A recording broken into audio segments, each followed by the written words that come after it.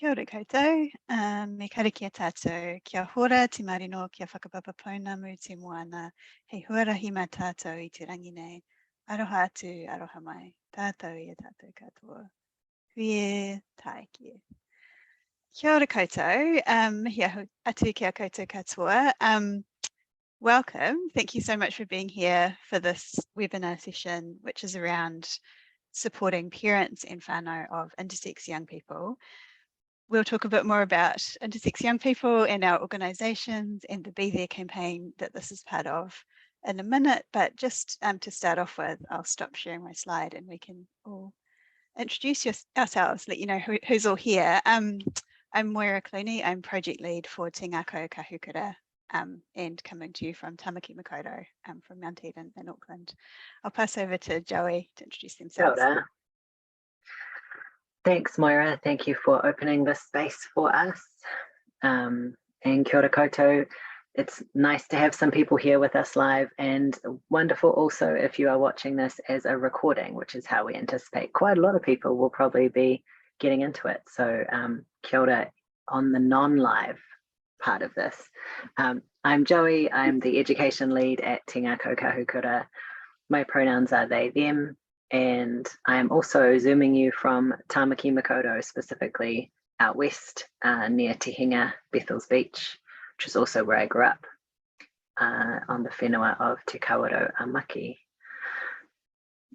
We can probably hand to Jelly next, right? We have a fabulous guest here to do a presentation and bring this conversation to life with us today. Jelly. Kia ora. It's so nice that you're here. Thanks so much for having me. I'm really excited for this conversation. So I'm Jelly. I'm from Intersex Aotearoa. I am in Te Whanganui Atara. And yeah, I think we're gonna have a great conversation today. Thanks to the media and Te Ngako Kahukura and Jono in the background doing tech. Shout out. Shout out. I was going to say that, but you got to it first. No, it's great. Yeah, we have our lovely colleague Jono in the chat is collecting of questions and various comments. So if you have any questions that occur to you as we go along, feel free to put them into the chat, and Jono will be monitoring that so that we don't miss it if we are mid blah blah blah at the time. Cool. Okay, I'm going to say a little bit about the Be There project, which is kind of the mechanism that we are bringing you this webinar through. It's a great collaboration between a whole lot of rainbow-led, intersex-led, trans-led support organisations across Aotearoa. So it's a project from the Rainbow Support Collective, and our members include Dunedin Pride, Burnett Foundation Aotearoa, Qtopia, Rainbow Youth, Te Ngako Kahukura, Rainbow Hub Waikato, Inside Out, Q Youth, Intersex Aotearoa, Outline Aotearoa, and Gender Minorities Aotearoa. You can tell where we are. One of the things that came through the process of doing Be There as a project, which had a kind of public campaign with some posters and a whole lot of information on a website, and now we're doing some workshops and some webinars. One of the things that really came through was that intersex young people and families with young people with variations of sex characteristics, we know terminology is varied, we're really being missed in some parts of our messaging. You know, some of our content really needs some adapting and some shifting and some making sure it's more relevant for a range of different perspectives. And we're working on that with the Be There project. So we're deeply grateful to have Jelly and other people guiding us on that work. I think that one of the key messages from Be There has been show unconditional love. And it's like the first top level message that hits home pretty well for, I would say, any young person. So including, you know, intersex young people, rainbow young people, trans young people, broadly anyone. I also thought that one of our key messages of "you are not alone" is a really relevant one, because we don't want parents and whānau and caregivers to feel like they are alone either. The this is a webinar that is particularly aimed at parents and whānau of intersex young people. We're welcoming also our other allies and supporters and potentially people working in health and social services who are attending to learn more about the topic. But our real goal is to aim this at parents and whānau of young people. We want you to feel more confident to support the intersex young person in your whānau, to know where you can go to get more information or advice. We don't feel like we've got all of the answers here, but we are really, really pleased and grateful and quite humbled to be part of this conversation. We know it's a really ongoing, evolving, ever-changing kind of space. We'll be sharing some insights, or particularly Jelly will be sharing some insights in a presentation about intersex health and what some adults have said they wish their whānau knew. Yeah, maybe I'll stop there. I could keep going, but I want to keep us moving on. And I think Moira has the next slide about some language notes. Yeah, thanks, Joey. And just briefly to kind of situate ourselves in terms of the topic, Jelly will speak more to this later on, but I just wanted to briefly kind of say that intersex as an umbrella term talks about people who are born with innate variations in their sex characteristics. So they have might have chromosomes or bodies or hormones, genitalia, range of different kind of aspects of their body that might be considered as outside of the kind of typical definitions of male or female.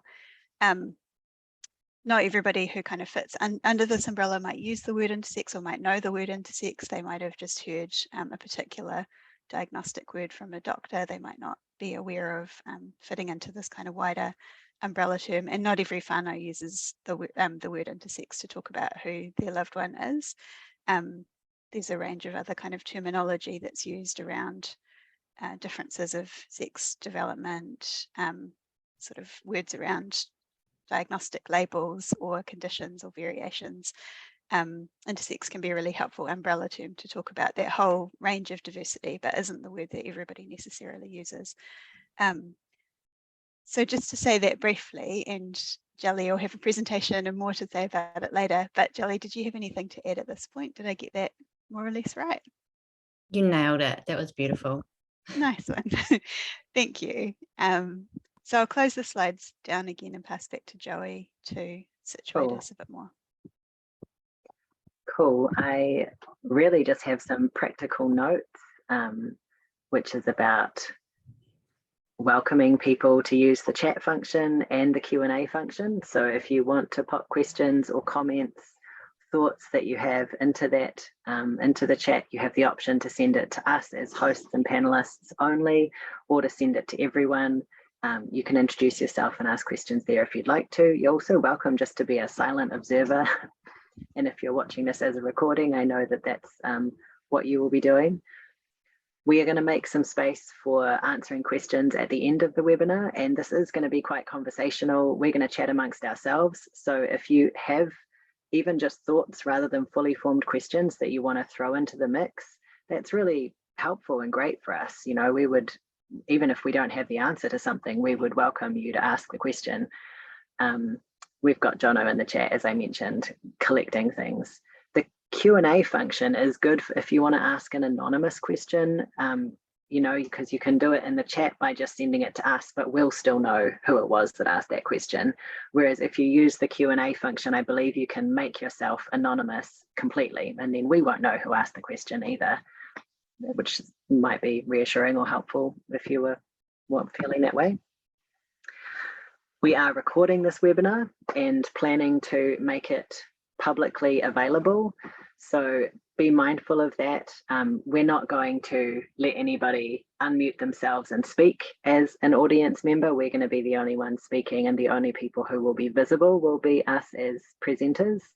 But if we get a question coming in that is in any way naming any information about anyone, we won't be reading that question out. We'll be anonymizing things or editing things or possibly reframing things if anything comes through that we think is a bit, sharing a bit too much information about any particular person.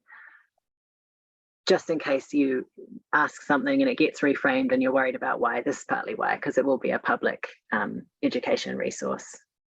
So we're balancing that edge of wanting it to be really relevant, wanting your comments and your questions, feel free to put them in, and also wanting to make sure it can go out to a really wide audience after this as a recording.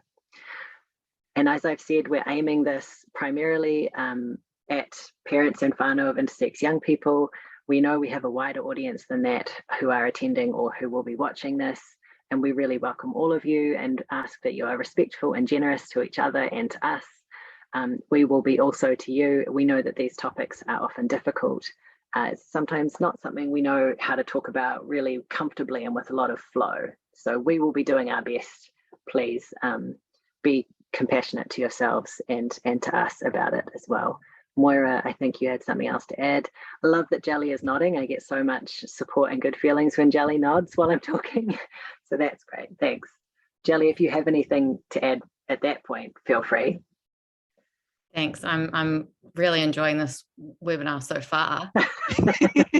Great. Thanks. Nice one. I just had a few more thoughts to add before we get into Jelly's presentation, which is just to say that we're really coming from a place of wanting to encourage whānau and parents of intersex young people to be in a better position to love and support the young person and their family. We don't have medical expertise and we're not coming with medical advice today. Te Ngākau Kahukura and Intersex Aotearoa have worked together before on lots of things, and we share some principles on which we do this work. So some of what's really important to both of our organisations is supporting bodily autonomy and supporting self-determination, supporting young people to be who they are. We want to see a world that actively embraces and values all of our young people, including intersex young people, and doesn't position or understand any of us as broken or inherently wrong or in need of fixing. We want young people to not be getting those messages as they're growing up. Also recognise that medical paradigms and diagnoses and the sorts of information that come from doctors can be really empowering and useful for some people. For many people, we recognise as well the harm that the medical establishment has done and in some contexts continues to do, particularly when they're working with intersex people. And we want there to be different paradigms, different knowledge bases for people to be able to use and feel supported by. We also know that lots of people don't have heaps of knowledge about intersex stuff. There's not that many opportunities to have these public conversations. There might be some clunky language or questions or comments that come through, really encouraging people to ask questions, even if they're not quite sure of the language or how to word it. Sometimes, as Joey was saying, we might offer a different way of phrasing things for the recording. And also want to acknowledge for those of you who are here that it can be hard to be an intersex person in spaces like this and to be hearing different words used about yourself and your experience. Yeah, I want to really encourage respectful and generous communication so that people who don't know as much can learn from this conversation. That's me, I think. I'm going to invite Jelly to share some slides and some thoughts with us now, and then we'll have some space for questions and conversation afterwards. And as Joey was saying, please do pop any thoughts or questions in the chat or in the Q&A as we go through as well. But Jelly, can I pass over to you? You can. Share my slides. Thanks so much, both of you, for grounding us in such a kind of well-held environment. And yeah, I did want to just say that when we are talking about this topic, you know, that we are sometimes covering difficult things and lots of feelings can come up. So take care, do what you need to do as an audience member. Because yeah, it's a ride, but this is hopefully a gentle one that we all can enjoy and learn together. So yeah, today I'm here. I'm an adult with an intersex variation. MRKH is my acronym for my variation. I don't even know how to pronounce it. That's not me trying to be cool with the acronym. It says quite a lot, doesn't it? But I also wanted to name that I am not a parent. But I'm here today to have a conversation about where we are at as a broader society, and what are some of the ways to think about the roles of parents and carers within that as they journey through life with their young person with an intersex variation. So we'll be talking about being a child's advocate, privacy versus concealment models, relationships, support and affirmation in this presentation, and I'm sure that we'll have more expansive conversations after that, but it's just a launching pad for us to land in this space together. So next slide, please.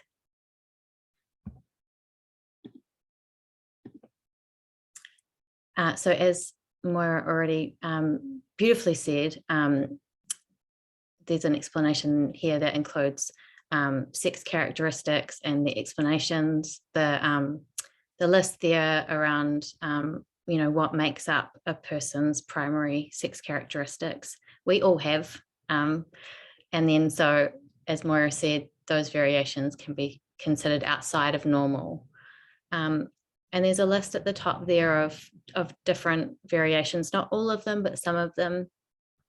And the most important thing, I think, to say first is that intersex variations are naturally occurring. And many, like old religions and Indigenous groups, have terms for intersex. So while we might be using this term, which has a medical whakapapa and has been reclaimed sort of in the 90s by intersex activists, it's important that we think about all the different paths that have led us to this point.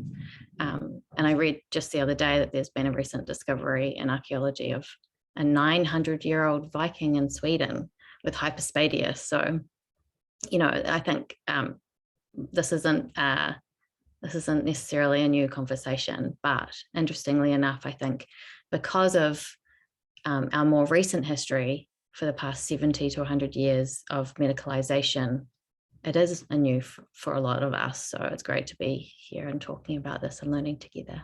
And as Moira said, terminology, we choose to use the term variations rather than some of the more diagnostic terms, rather than condition or disorder or defect, as you might have heard it in healthcare settings or texts.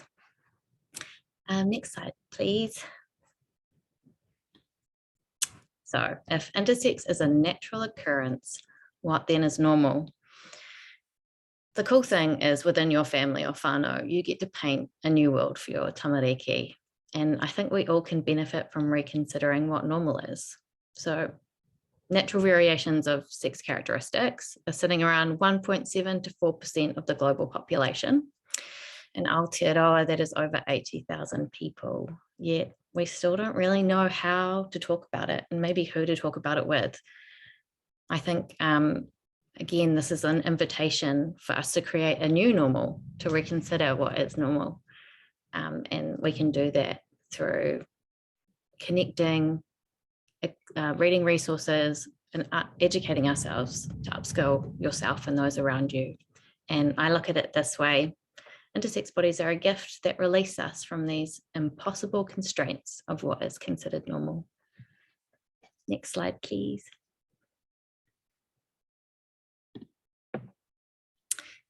So, of course, being a parent with a child with intersex variations, there's a bit of responsibility there. And as you know, as a parent or carer of a child, you are your child's advocate. This might be overwhelming at times to find the right advice or pathways. I know that I, as an adult, still find it intimidating in some healthcare settings, trying to find the right terminology to express what I mean and all the health literacy challenges that we come across. But we all deserve supportive healthcare services. The most important thing I can suggest is take your time. Unless there's a medical emergency, most intersex variations are not at all life-threatening. So feel free to slow down, and as part of that, ask questions, ask for a second opinion, especially as your tamariki can't advocate for themselves, and get a range of perspectives. So that might look like connecting with other parents that have a child with a variation of sex characteristics, or reach out to a support organisation like Intersex Aotearoa, connect with intersex adults. Next slide, please. And why is it that we don't know much, if anything, about these natural variations? So as I spoke about before, the medical model has been around since the 1950s, but earlier than that, in the 20s, I think post-war, we saw this new surgical techniques influencing some of the approaches. And that approach is based on what is called a concealment model. So this has meant that there's been a culture of you don't have to talk about it, and we can make variant bodies not look different. And what that has kind of left us with is a harmful culture of shame and silence. And we know that even those young people that might not go through surgical interventions experience harm from the impacts of not talking about these things. So it's really important as parents to understand the complexity of your child's particular variation, for sure. It's also important to define what might be considered a genuine health issue related to that variation, and then differentiate that between what might be a social issue, and then of course what the immediate needs of your child is. So are they happy? Are they healthy? Not talking about something doesn't make it go away. As your child grows, they will naturally try to understand themselves and how they fit into the world around them. This is easier if you've already found ways to discuss this as a family. And children deserve privacy as much as adults, right? But how do we untangle those differences between what privacy is from that shame and secrecy that we might have consciously or unconsciously absorbed about variant bodies? And it's kind of clear as a theme of this presentation, communication is the key. So talk to your tamariki in a way that works for them. Next slide, please. Relationships and communication. One thing we know is a major issue for intersex young people and whānau is the lack of talking about it. From the contact that we have with community, we actually know that for lots of people who have intersex variations, they're only talking about it with their healthcare professionals, or maybe one or two people, could be a friend, could be a family member. That's a pretty lonely place to be. So, you know, one thing is to think of terminology as a tool. So where I talked about in my variation, I've got this acronym I can't even pronounce, but what it is a tool for me. I could go online and find a support group that relates to that particular variation. And then another tool that I've found is the umbrella term intersex that connected me to this wider umbrella of all these other people that have been through a similar experience to me. You know, and that can be really powerful, and I would highly recommend it to families as well. So maybe what we could talk about is how to get there. Maybe you're not quite ready for that, but taking time to practice as a family the right way to language your child's intersex variation is a really great idea. So maybe when they're little, start small, share positive references to different bodies. As they grow more verbal, you might chat about bodies and how they can be different or the same. And once you get more comfortable, you could extend that to external networks to model language for your whānau and friends. And whoever it is that you are talking to, make it happen. So I also wanted to note that in terms of the shapes that are on the slide, they're all the same size. That's intentional. So it's really important not to prioritize one mode of support over the other. And, you know, often the healthcare model is the dominant model. So balancing that, making sure that your child has access to appropriate healthcare, but at the same time that you all need support. And that little yellow circle in the middle is the most important. Next slide, please. So support. as I was just saying, parents and caregivers, you deserve support too, but we need to manage and balance this, the needs of you and then the needs of your child. And these will, of course, change and evolve over time. So understanding what is yours, what feelings, whether they may be those fears or unconscious or conscious bias, or the absorbed stigma and shame, and getting the support you need to work through them. But also remembering that this isn't necessarily about you. Lots of parents we talk to hold guilt, and this can really shadow the experience for the child. Your child's needs for support will change and evolve over time, and understanding what they need and what the support looks like to them is most important. Support for them might be as simple as you not being so uptight about it. Support for them might look like you talking to a therapist or finding different therapeutic supports that help you process your feelings as a parent. Support for them might be that they'd like to meet another person with a variation one day. Next slide. Affirmation. So how we talk about bodies will be mirrored by your child. How do you talk about your own body within your whānau? Model positive language with each other. Your child doesn't have to have extra attention or pointed out as special. Make sure you're celebrating all bodies within your family. So, all bodies are beautiful. All our bodies are different and special. Different is cool. You are perfect just the way you are. And intersex is taonga. Next slide, please. Oh, look at that. That flew by. So we're obviously going to have more discussion now, but I just wanted to take this moment to say, please reach out if you want to connect. If maybe you don't come up with a question right now, but think of one in the next weeks or days or months. Please email us for a chat or with any concerns or queries you have. It's most welcome. Thanks, team. That was beautiful, Jelly. Thanks. Not only are your slides beautiful, but I feel like your message is very clear and on point. Cool. That's good. Phew. Yeah, we've come up with a number of questions, and yeah, please send them through if you have them as audience members as well.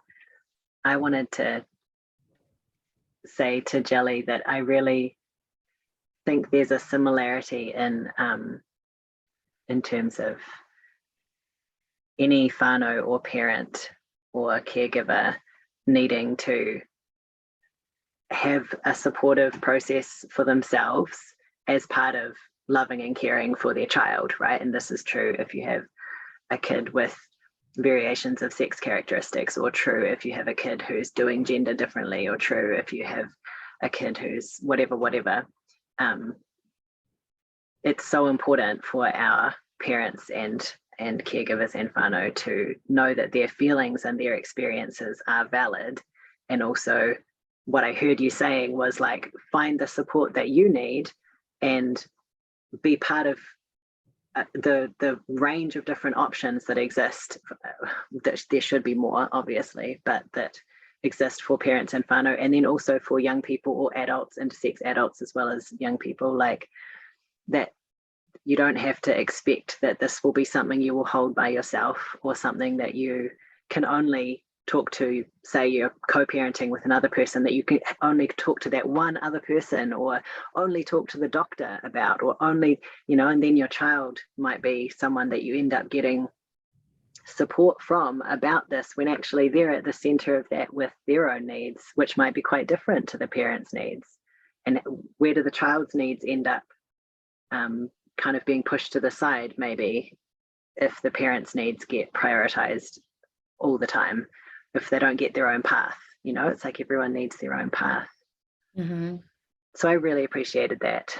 I do a lot as a trans person. I do a lot of like trying to figure out the differences and similarities between being a young person who's trans or being a young person who's intersex and what that's like. And I think there's a lot of similarity there for a lot of us, but it also is quite different. Like that concealment, that medical model of concealment. Can you tell us any more about that? Like about the concealment versus privacy?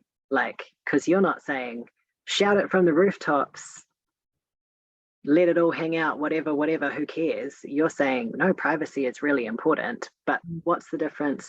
Could you say more about a medical model that's doing concealment versus what you're advocating, which is more about privacy? Yeah, thanks for that, Joy. And I just wanted to say, as I was listening to you speak, thinking about those parallels and differences we might see in young people. And, I think if we've got really young people with intersex variations, and then we've got a really concerned parent who's going, oh, I need to really talk about this with my kid. And the kid's like, this is boring. I want to read a book about dinosaurs. We might see some sort of disconnect in stages as that young person grows older. Maybe their feelings start growing stronger, and as the parent might be more like conditioned to their feelings, and so maybe that's complementary. But I think, talking about that sort of evolution of lots of young people don't really, really young people don't really care. They're happy. They're embodied in their experience. They're like, cool, I can climb this tree. That's great. My body does the thing I need it to do, and it might be that those needs change over time. So I just was reflecting while you're speaking. But the sort of idea around, I think the responsibility for family and carers around privacy is, again, that's going to be evolving depending on the young person's needs. They might be totally happy to be educating their friends, whānau, and skipping around, being like, my body's different, that makes me cool. Or that young person might a year later be like, I don't want to talk about this with anyone. No, thanks. I don't even want to talk about it with my parents. But I think trusting that you'll know what to do at that time is really important. Not getting overwhelmed with the future, but actually just reacting in relationship with your young person, and letting them somewhat lead that. It's not putting responsibility on them to tell you what to do, but for you to be able to respond to where they're signaling and how they're doing that. And that's empowerment, I think, where we've got a concealment model, a history of saying, we're going to protect your child by making it not a problem for them, by erasing the physical reality, and also not giving them any tools to language what that difference might be. And it doesn't work, it's still there. We can remove all those things. We can not give them any verbal tools. We can have all the operations. And people talk about doing it at an age where kids can't remember, but we know that our bodies remember. And so rather than those concealment models that I do believe have the best intentions at heart, we've got the evidence to show that actually a model that is about empowerment and bodily autonomy and informed consent and all those wonderful things that we all want to, for ourselves. I think we now know that we can actually find a balance with all that stuff without putting too much responsibility or onus on the young person or the doctor, or, and really just thinking about it as a collaborative process. Yeah, and privacy is a thing where you're centering the young person's needs at any given moment and knowing it'll change over time. So it's not saying never talk about it, always talk about it. It's not making rules that are hard and fast like that, but saying, okay, I'm going to respond as someone who loves this young person to whatever's going on for them at that time, which seems to be a lot of what parenting and my friends who are parents is generally what I see them doing, like struggling to catch up sometimes, but often being like, okay, I'm in this phase now. Okay, now we're doing this. All right. And trying to always figure out how to be there with their kid. Yeah. Hey, nice chucking in of the be there. Be there with your kid. Yeah. Moira, sorry, Jelly. Moira, did you have anything? I saw you nodding at a few points there.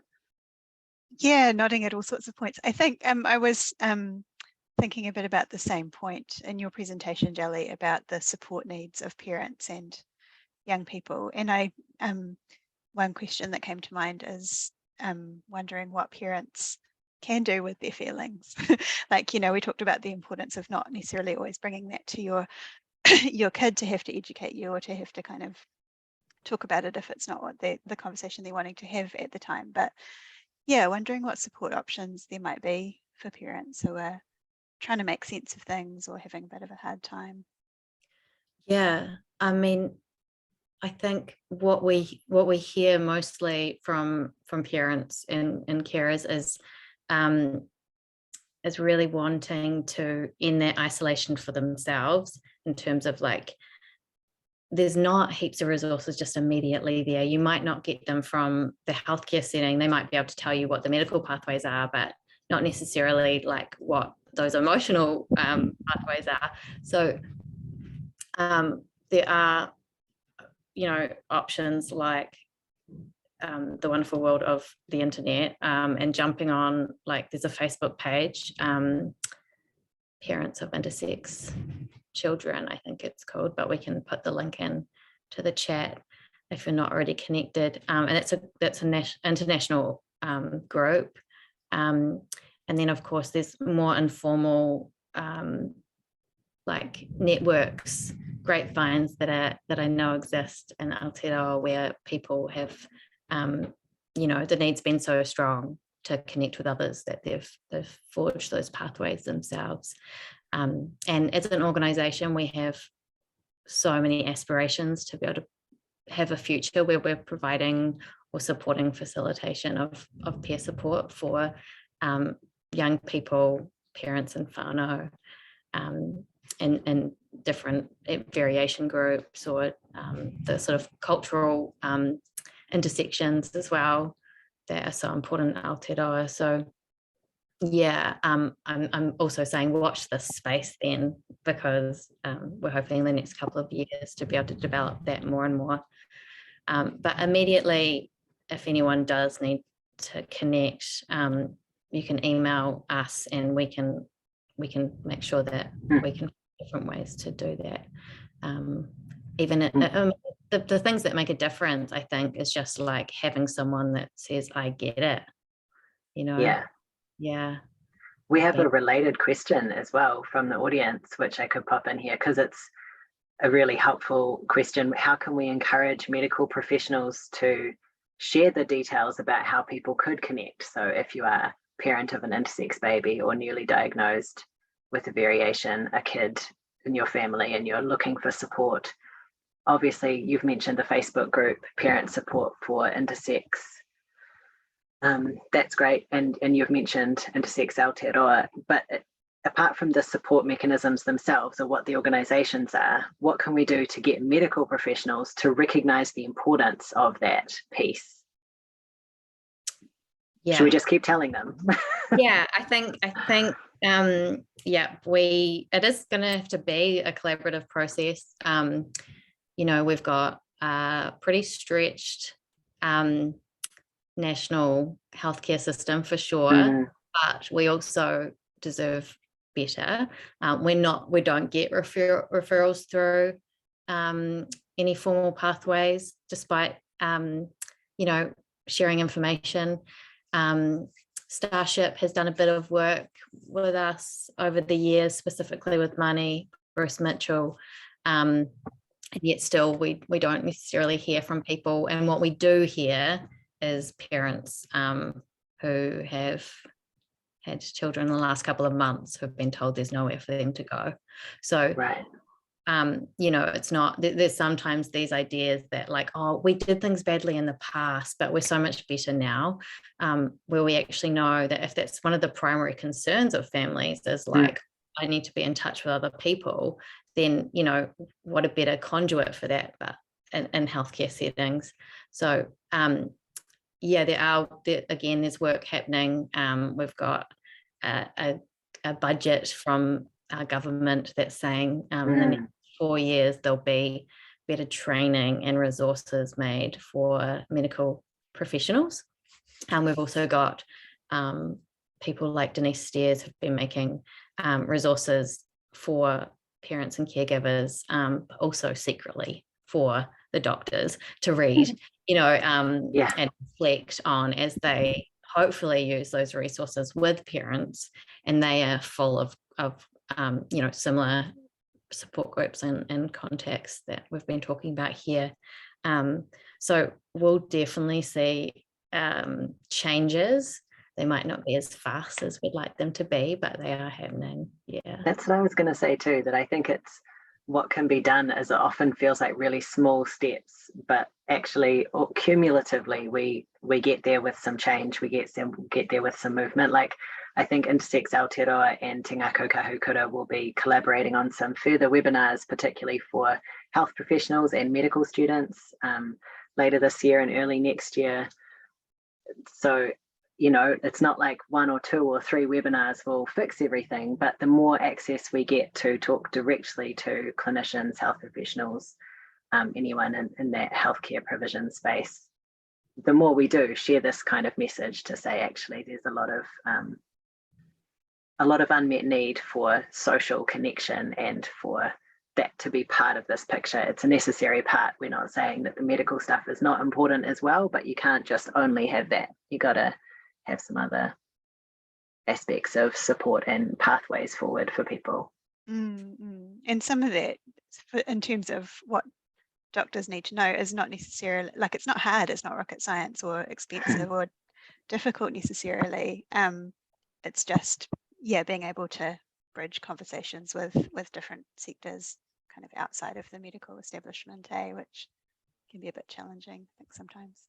Yeah, I think, yeah, you've both sort of brought up that idea of like, there's been pretty firm silos around the sort of compartmentalization of humans, and you know, we talk about this thing here and then we don't connect it to this bit of work that people are doing over here. And I think I really want to say that we've got such an interest and passion about collaborating and changing those silos and working together. And we know internationally, you know, there's more warmth around medical spaces using multidisciplinary teams and making sure that there's, like, you know, actually therapeutic positions within some of those departments, so that parents and that immediate diagnosis time with a very young infant, for example. Lots of these chats get really focused on infants. And that's where we have to accept that's sitting at the moment in terms of where the change will probably happen. But I do want to acknowledge that there's all stages of life where diagnosis can happen and everyone deserves support. But yeah, so there might be around some of those immediate diagnostic moments that there'll be better equipped staff within those healthcare settings.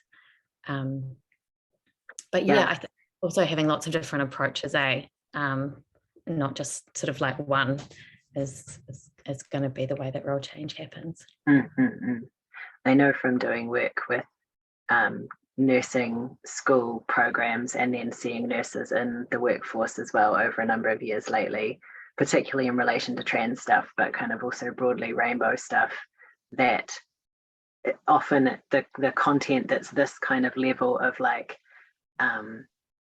you know, bodies are bodies and humans are humans, and could we all just be a bit more chill and a bit more respectful and a bit more responsive, that has come through on a social level rather than from a curriculum level. And sometimes that means the students are really leading the discussion and leading the way, and the lecturers are trying to catch up. Sometimes they're onto it, but sometimes they're like, oh, right, that's a different model of talking about bodies and talking about humans than they had when they were being trained. And that's hopeful, that's because even if it's hard for us to get in and make the curriculum better, which a lot of us are working on and trying to do as part of this whole big picture, there's still a shift happening, because when the shift happens in community and in social context, that comes in, it's just maybe slower than we would like, but it's still valid and helpful.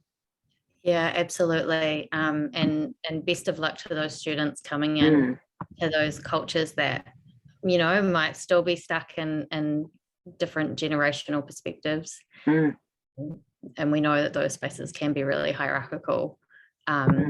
So yeah, but again, yeah, I totally agree. There's hope. There's definitely hope.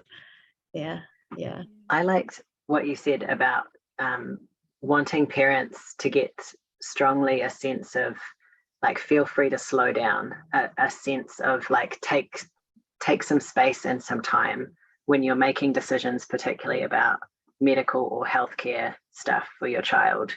Like, sure, if there is some kind of medical emergency, then, and my understanding is that it might have been framed as a medical emergency in some contexts, which wasn't true. So then, of course, that's really a stressful place to be as a parent if you are being given the impression that this is something that needs to be immediately fixed, rather than something that actually you could take time to do more research and have more conversations and sit with your own process and talk to other whānau who you're close to and feel trust with. Is there anything you wanted to add about that kind of take your time message?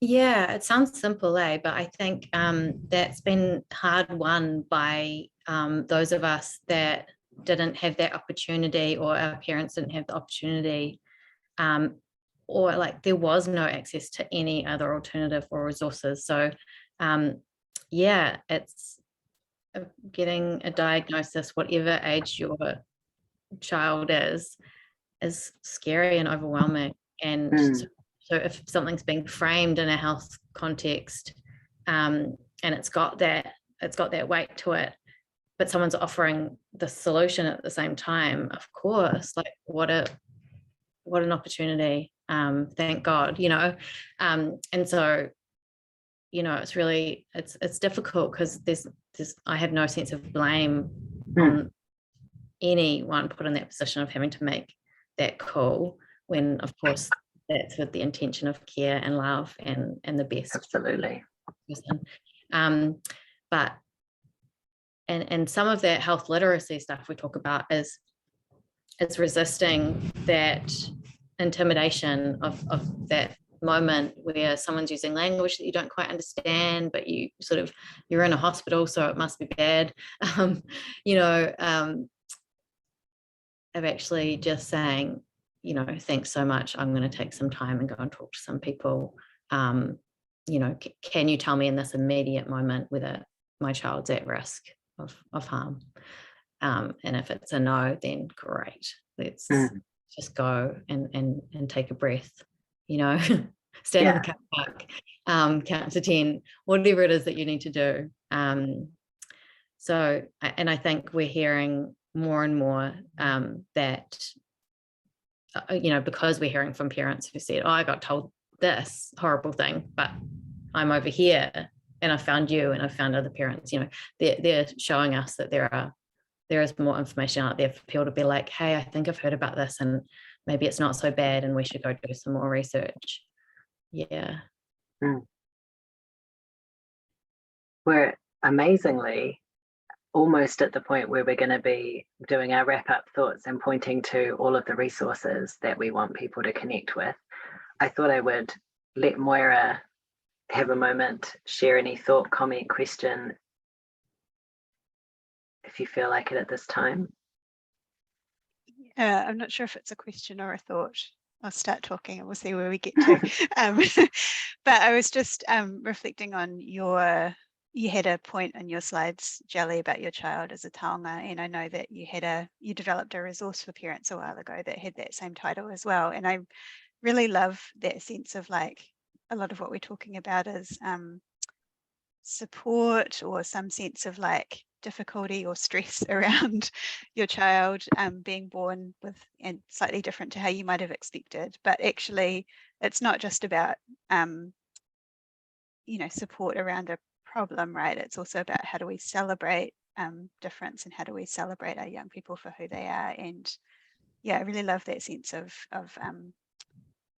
this being a taonga, of this being something really special. And it's, a difference, but not necessarily a problem. And I guess I wanted to shout out in terms of, like, you talked about the internet as a source of support and things as well. I feel like one of the things I found really interesting and helpful is actually YouTube and Instagram in terms of people sharing their own personal stories. And I think there's there's a lot of intersex people, a lot of people coming from different perspectives who are kind of sharing about their life in a way that just makes sort of possibility more visible for kids growing up. Like, I think being able to see different examples of what people what people look like and how people live as you grow up can be a really positive part of that as well. I'm not sure if that's a question. That's just a general reflection, I guess, too, is just not to forget that, as we're talking about this, that we're not talking about a problem that you need to solve. We're talking about young people who are an important and beautiful part of your family who we want to celebrate. Thanks, Maura. That's so nice. And yeah, it's one of the sort of more challenging things of this work is we spend so much time sort of rallying against the difficulties of the systems, but don't always have the time to actually just do that celebration stuff, that joy, that difference brings. And I genuinely think that that people with intersex variations are a gift, and we actually open up infinite possibilities of embodiment, but also the perspective that gets you and like, I'm great, I'm okay, I love my body, and you can have that same trust for your child, and just, it's so nice to, I think, land on this point as we sort of are thinking about closing up this, because so much of the way that caring for someone else can manifest as in concern. That's so valid, but when that sort of gets twisted in protection and gets all tight, that can hinder some of that development stuff that we want for our young people. So I think just trusting that they're going to be okay, and you're working on this together as you go. You don't have to be an expert, you don't have to know everything, but like Maura said, there's heaps of really great and beautiful people out there sharing just their stories and their lives and their journey and learnings, which is so generous, right? And there's so much evidence of the abundance of joy and some of that affirmative treasure stuff that we all need and love. Some of that treasure is very located in you and around you, Jelly, I happen to notice. So I strongly appreciate your, I know you're bringing a lot of people with you. It's not you individually, it's the whole thing. So thank you in particular, and also thanks to everyone at Intersex Aotearoa who's feeding into all of this work. You are doing massive amounts of work, and we have huge amounts of respect for what you have been doing, and look forward to all these ongoing collaborations like we've been talking about. That does feel like a good place to wrap up on, right? And I'll just say, afi to all intersex people that have taught me so much and shared their stories with me, and parents too. Definitely on the shoulders of giants, as they say. Possibilities, right? Feeling like it's less about having the exact answer and more about seeing that there are possibilities, that there have been possibilities and there are possibilities in the future. Thank you. So I think Jono will be posting into the chat some links and context for you to get in touch with us. You can do that through our website, Te Ngako Kahukura website, or you can do that through the Be There website. You can also contact Jelly and Intersex Aotearoa more broadly on the info email that's in the chat. We also will be in touch with an evaluation survey about this webinar, and it is always really heartening for us if anybody takes a moment even just to say, thanks, I enjoyed that. You know, you can give us really in-depth feedback if you'd like. You can go as hard as you would like with your evaluation of our educational material, but also just feel free to respond and say as much or as little as you would like in that evaluation survey. It'll go out to all of the people who've registered for this. Any other resources that I was going to mention? There's a whole lot of links up on the Be There website, which I know you've been sent the link to. I would like to maybe close before Moira closes with karakia. I think the whakatauki that we were gifted from Dr. Elizabeth Kerekere to Te Ngako Kahukura is really extremely relevant, and I believe that Elizabeth was with us today and in the audience, and sending out love to you, Elizabeth, for your support in our mahi. The whakatauki is kia puawai, me puawai, and I'm thinking this is pretty broad for our young people, rainbow people, intersex people to thrive. We must grow, we must do the work. And that's what this webinar is about too. We are doing the work, and we are hoping that we can all do the work together, and that then the work is not so overwhelming and terrifying as it can sometimes feel.